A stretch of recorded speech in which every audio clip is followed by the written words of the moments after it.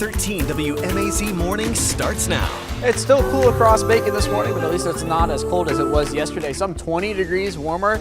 I've got your forecast for the day ahead and your all-important Thanksgiving forecast coming up. The investigation continues into a deadly shooting in Cordele. What we know about the case this morning. And city leaders in Warner Robins have a new plan to support Robins Air Force Base, how housing and the education system play into it. Plus, we're seeing a lot of flu and RSV cases this time of year. It's steadily risen over the last couple months.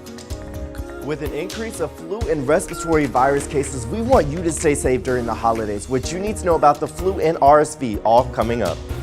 Good Tuesday morning, Central Georgia. You're taking a live look over the city of downtown Macon. The time is now 6:31 a.m. here on this November the 22nd.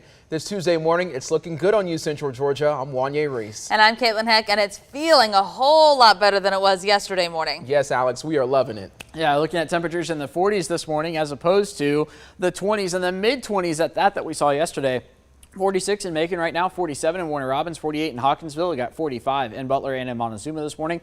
Hanging on to 50 up there in Baldwin County, over towards Thomaston as well, 48 in Vidalia and 47 in Wrightsville. You compare this to 6:31 yesterday morning. We're 19 degrees warmer in Macon, 20 degrees warmer in Warner Robins, 13 degrees warmer in Marshallville, and 20 degrees warmer in Eastman. So, as of the radar picture, no rain to speak of here across central Georgia. However, we zoom this out, look back into Mississippi, Alabama, running into some rainfall this morning. And if you look real closely up there in northern Georgia, some rain as well, but also getting some pinks and whites mixing in there, a few flurries mixing in on this Tuesday morning as well. The Tuesday before Thanksgiving, a little too early for that. Here we go with the out-the-door forecast for today. Expect temperatures to rise into the 60s later on this afternoon, 64 being our high temperature. Average high is 67 for this time of year. Our afternoons, they're trending warmer, but the rain chances trending up as well. Rain moving in early on Friday, hanging around for Saturday. I've got your hour-by-hour and day-by-day look at future view in just a few moments. Thank you, Alex. We'll check in with you soon. This morning, we're learning more about our propane explosion that left one man dead and 3 others hurt in Warner Robins. Houston County Coroner James Williams says it happened Friday morning. The explosion happened on Tabor Drive. Members of a local motorcycle club were cooking for a fundraising event when a propane grill exploded. 67-year-old Johnny Probert of Byron died from his injuries. This morning, we've got an update on a shooting that we first told you about yesterday. Cordele police and the GBI now say that 22-year-old Carsavion Harvey ended up dying in the hospital. They are now investigating the case as a homicide. It started when someone called the police Sunday evening to report a man lying in a yard on East 21st Avenue. Right now, it's not clear who shot Harvey or why.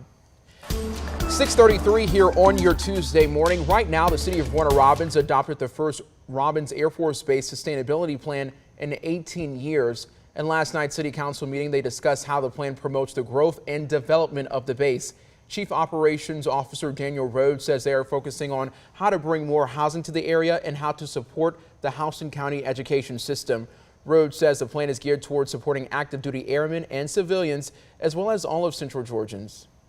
Things like education, making sure that there are good educational facilities across the region, healthcare, make sure that there's enough TRICARE, specialists to be able to support all the military members and their families. And housing, is there enough housing? Where does that housing exist and what are the price ranges?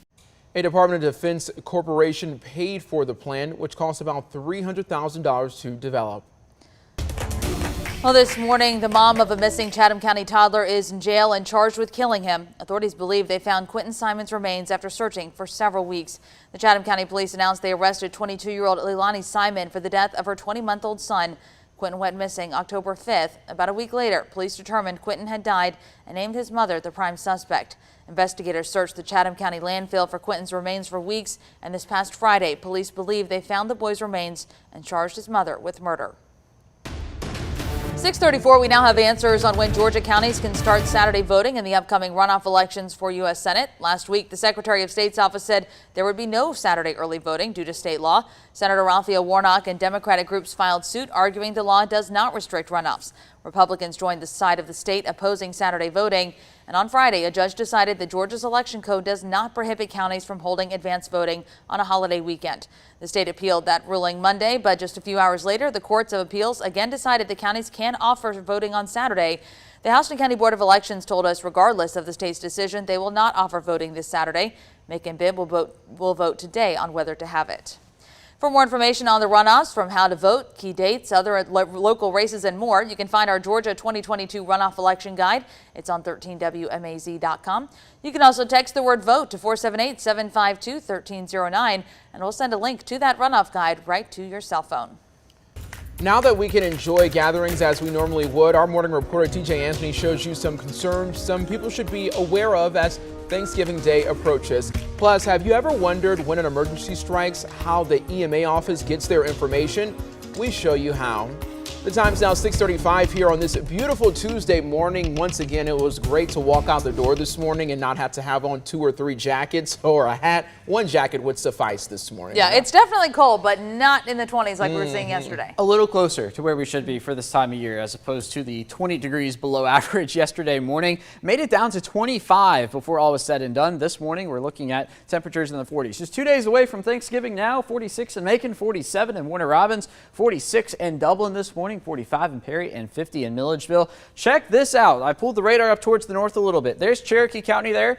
There's some pink mixing in. That's some wintry mix up there in the North Georgia mountains to get into the higher elevations. Luckily, we're not talking about that here, but the temperature's a little closer to freezing up there. They're seeing that mix in. Dry across central Georgia as of now. We are looking at some high clouds, though. Step outside, you'll see those, keeping our temperatures a bit warmer as well. 46 in Macon right now, 47 in Warner Robins, 42 in Monticello, and waking up to 48 in Vidalia. Across the southeast, it's the tale of 2 stories. We've got 40s and 50s here in central and southern Georgia, obviously below freezing because we had that wintry mix up in northern Georgia, 29 now, up in Nashville, 38 in Little Rock. So unsettled across the southeast this morning with 2 air masses working against each other. Now, as we head through the day today, we're going to be looking at partly cloudy skies for the first part of the day, but then once we get later into the afternoon, here come the mostly cloudy skies. There's 3 p.m. on into the evening tonight with the clouds hanging around through the majority of the overnight hours. Now, because the clouds will be hanging around, we're not going to be able to cool off quite as much. So we're going to be looking at low temperatures in the 40s once again, as opposed to the 30s and 20s like we've seen the past few mornings. Then for tomorrow afternoon,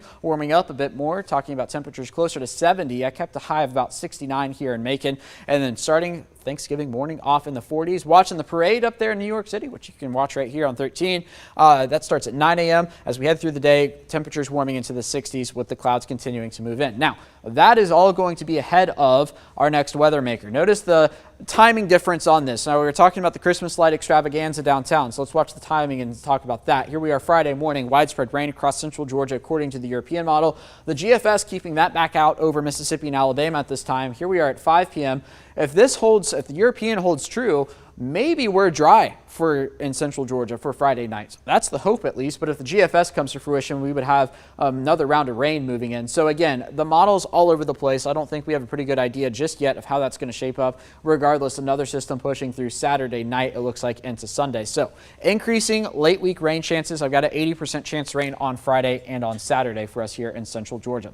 As for Thanksgiving itself, expect a high temperature of about 66, rain holding off until the night, looking at an overnight low of about 46 Thanksgiving morning. And if you're thinking about putting up the lights the next few days, we've got a pretty good stretch of days to do it. And ahead of the rainfall, just remember to tape your outlets so the water doesn't get in with the rainfall we'll see at the end of the week. An 80% chance of rain on Friday and on Saturday. Otherwise, highs in the 60s each and every day, lows in the 40s and 50s. The 20s are gone as of now.